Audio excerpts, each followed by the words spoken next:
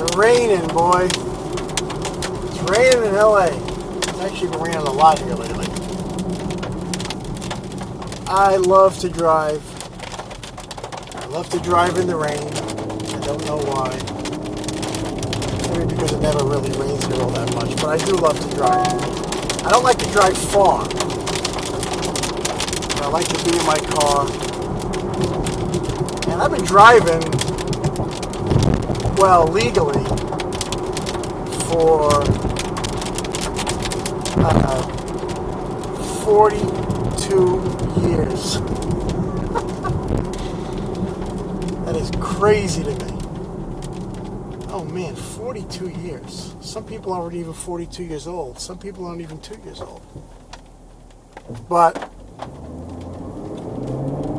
I enjoy it, and I've been kind of driving since I was maybe 9 or 10. Our dad was in the car business, so we always had different cars. And my brother will probably dispute this, but I was probably 10 when my dad would... Can you hear that rain? Dang. Wow. That is cool. Whoa. I don't even know if you can hear me over this rain. This is crazy. And I have to drive into Hollywood right now, which is probably going to take me forever. There's no... Oh, thunder and lightning, too. Nice. But, as I was saying, I've been driving since I was young. My father would put me on his lap and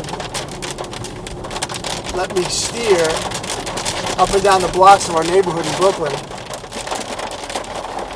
And I just remember the power of a car was absolutely amazing. And then I remember my brother was old. Oh, by the way, do you remember when you were young? My father had a 1964 Lincoln Continental, the big one with the suicide doors, you know, those big tanks. And we would go on road trips. We would go to a place called Suits Us Farms in upstate New York. Our whole family would go. And there was haystacks and hay jumps and all that. And we were kids from Brooklyn, and it was kind of fun. But on these road trips, I would sleep in the back window. I would sleep on the floor. I'd sleep across a couple of people that were sitting in the back, sleep across their bodies, across their laps. Slept wherever. Now, I think you have to be 40 years old before you can get out of a booster seat. I could be wrong about that, but maybe it's close. Anyway, but then my brother, who's 3 years older than me, he started to drive. And man, that was so cool. I think his first car, oh, Stephen, don't get mad at me. I want to say his first car was a white Oldsmobile Cutlass. Might have been a 66 or a 68 Cutlass. It was white, black vinyl top, black interior. It had red and blue pinstripes running up and down the side. I still think my brother's one of my heroes in life. He's such a good guy, cool, and he was cool then. He had the 8-track radio in the car, and I'd help him wash it. Actually, he would send me on the weekends. He would send me out with a wet towel and a dry towel, so he used to go wipe down my car, and I loved it. And he had a lot of cars, my brother. And my sister had a bunch of cars too, but I'll tell you a story about my sister on Halloween. I hope she doesn't get mad at me. But anyway, my brother, and then he had a bunch of different cars, but the coolest car he ever had, he had a 1967 black Coupe de Ville. It had red leather interior, spoke wheels.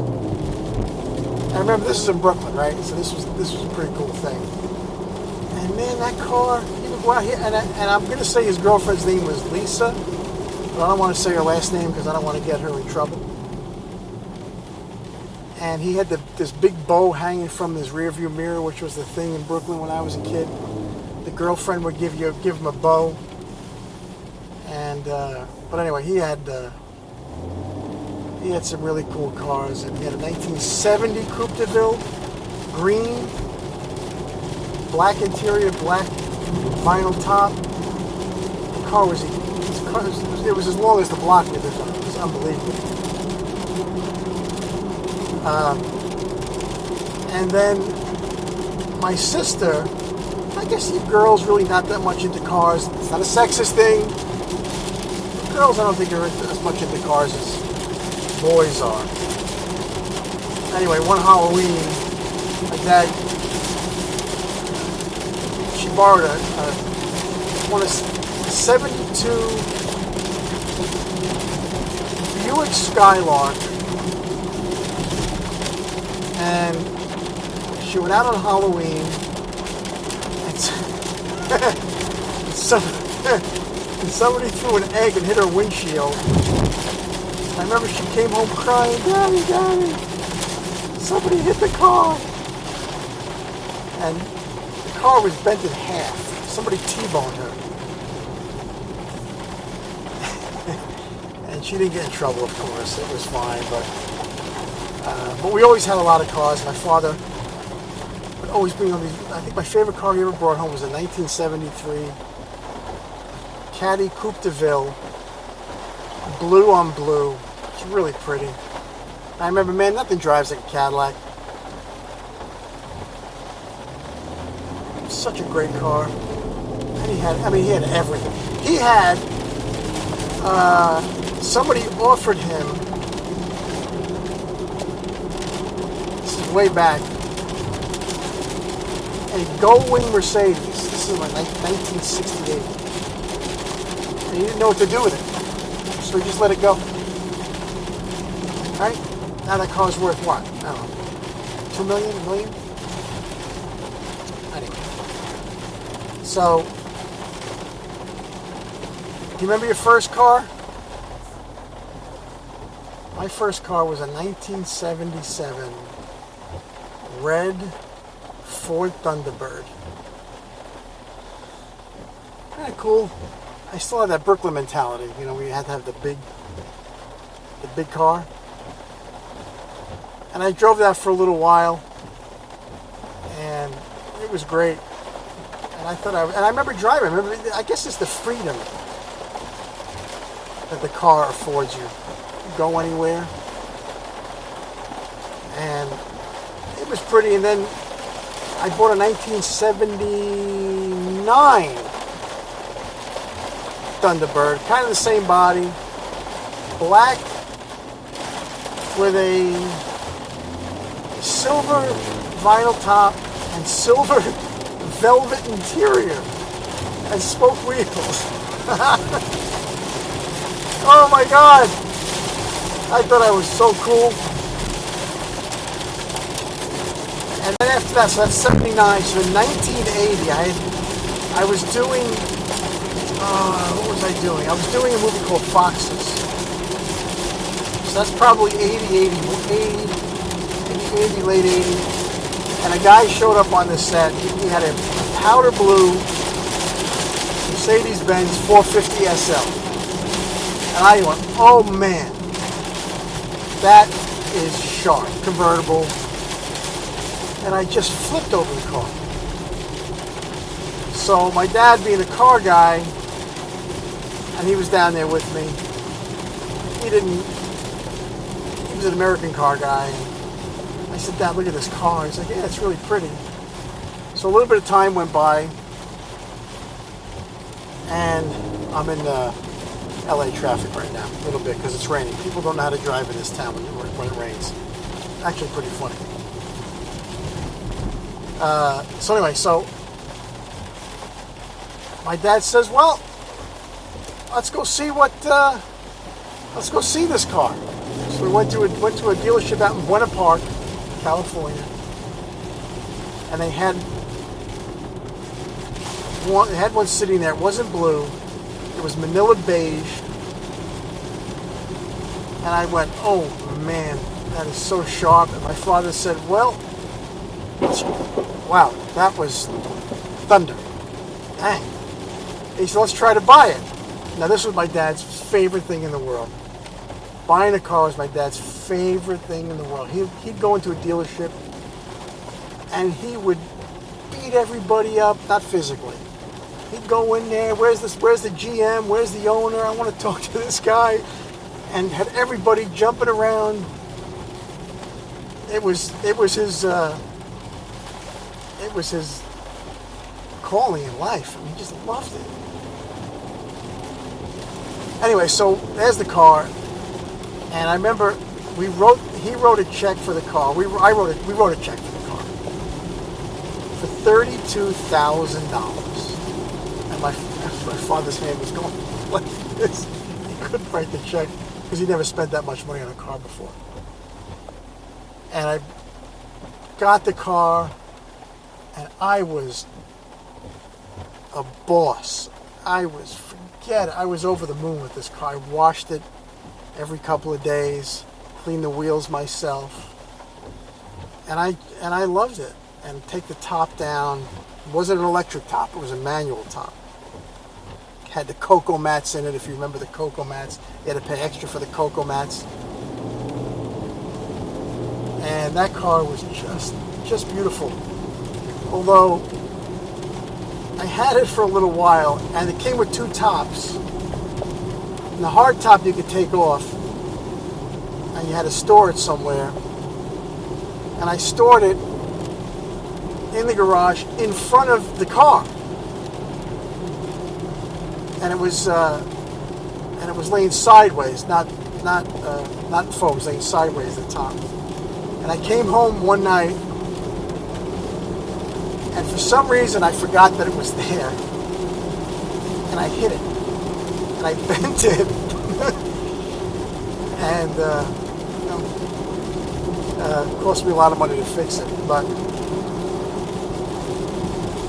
And then after that I was a Mercedes. But one of the greatest cars I ever owned, I don't know why, it was summer, probably 1980, 80, I don't know, late 80s, maybe 90.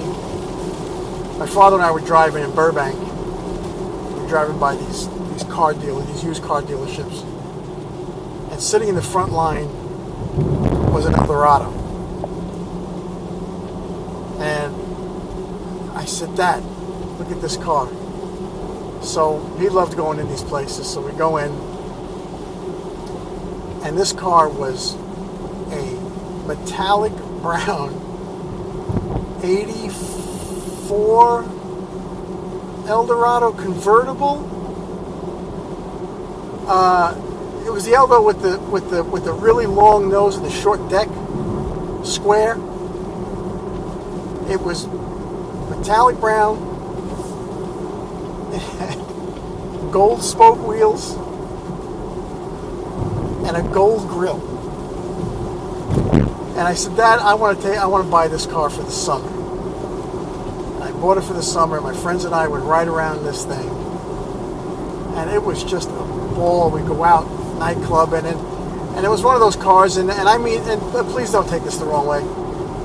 It was kind of a beater, so I wasn't really nervous about where I parked it. Just park it and give it to the valet or whatever. And it was just fantastic. And I've had a lot of cars, and I just enjoy them so much. But getting back to my brother,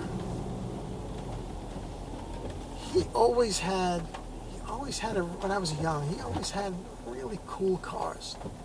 You know, back then in the 60s and in the mid 70s, it's just different back in New York. Totally different time in the world. It was great. And our dad, and we used to work on them too. We used to work on our cars out here. We bought a floor jack and we changed the oil ourselves and things like that. And it was fun. It's got something I got to do with my dad, my brother. I'll tell you a great story off cars for a second. great story about my brother, my dad, and I. So we lived in a house in Studio City, right? And the house needed a new roof. So my dad, he comes home one day and it's in the summer. And it's in LA. I was probably, I don't know, 8, 19, whatever. And pretty popular, pretty famous. And my dad comes home and says, okay, next week we're putting a new roof on the house. And my brother and I look at each other and go, who is? You are. So our dad wasn't the guy you really said no to. So we went out and bought, I don't know how many shingles, how many bundles of shingles. They sold them by the stack of 50, I guess. And we went up there for the whole summer. And we tore this roof down to the plywood. Bought tar paper. Put the tar paper on the roof. My brother and my dad and I. He'd say, okay, today we're going to do 3 bundles. And we would get up there, man. And we roofed our house. And I guess that's carried over in me. Because the last house that I lived in, I didn't like the color of it. And I hate having people at my house. I hate it. I hate it. So I painted it myself, the whole house. I got a spray gun, bought the paint, and every day I was out there painting my house. Painted the trim, painted the fascia, painted everything. And hated the color when I was done. But I left it. Anyway, that's all I wanted to say. Driving over to Hollywood, like I said. You guys enjoy your day or evening or whenever you watch this. God bless you. Talk to you later.